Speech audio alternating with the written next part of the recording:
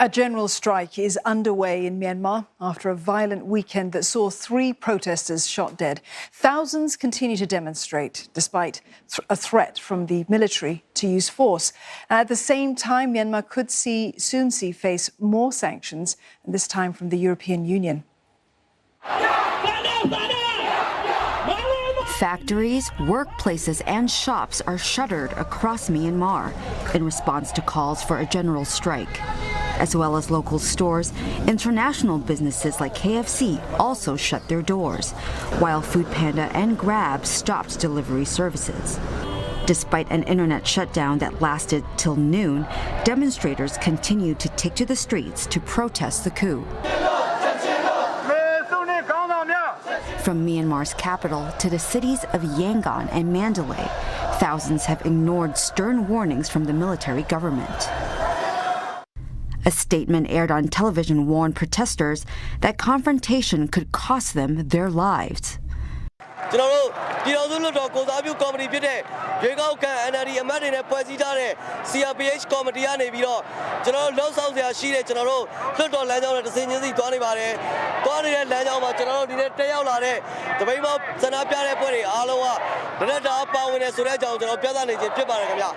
Protesters are calling it the 5-2's Spring Revolution, referring to the 22nd of February.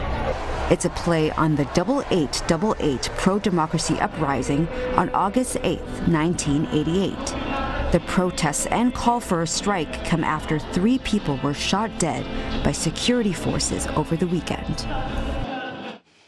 The European Union says it's ready to impose sanctions on Myanmar. EU foreign ministers have agreed to target coup leaders and their economic interests, but only as a last resort. They've called on Myanmar to take steps to de-escalate the situation and restore the legitimate government.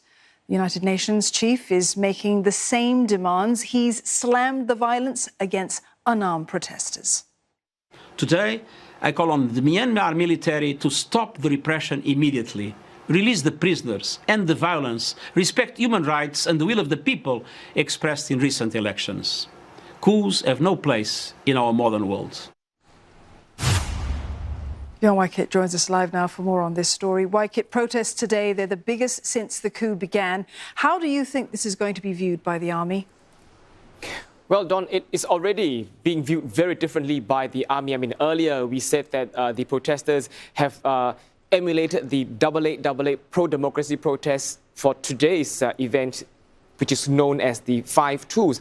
But to the Myanmar army, it's a different story altogether. They say that February 22nd is the day when more than 900,000 pensioners could withdraw their money, could withdraw their pension from the bank. And they view these protesters as deliberately thwarting that effort or that action to draw out that money.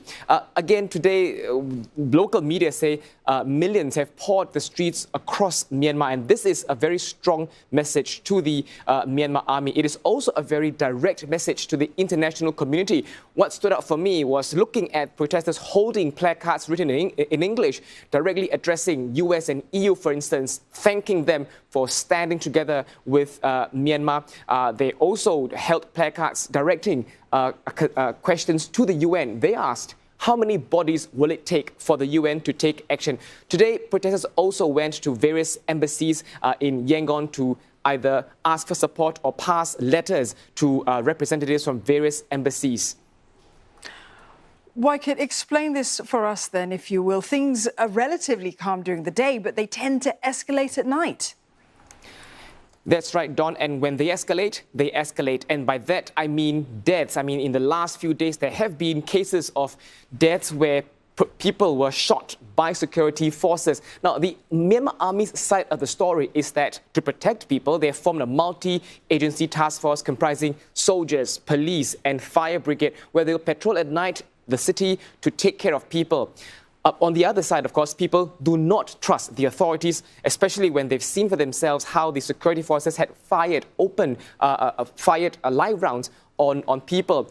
What comes across then is how people are taking care of one another. For instance, there are drivers who would voluntarily drive protesters back home after a day of protests. I've also seen how people are creatively coming up with ways to educate people. For instance, I've seen visuals of people teaching people what to do when there are gunshots in a protest. They've also been visuals teaching people how to immediately apply first aid to gunshot wounds. I've also seen a photo of a forearm with vital information written on it, the blood type, the emergency contact, and really this gives you a sense of how people in Myanmar had been living for the past 3 weeks since the February 1st coup. By day, they fearlessly go out to say no to military rule, but by night, the fear is real and they go to bed feeling afraid. Extremely challenging conditions indeed. Waikit, thank you very much for that. That was Leong Waikit.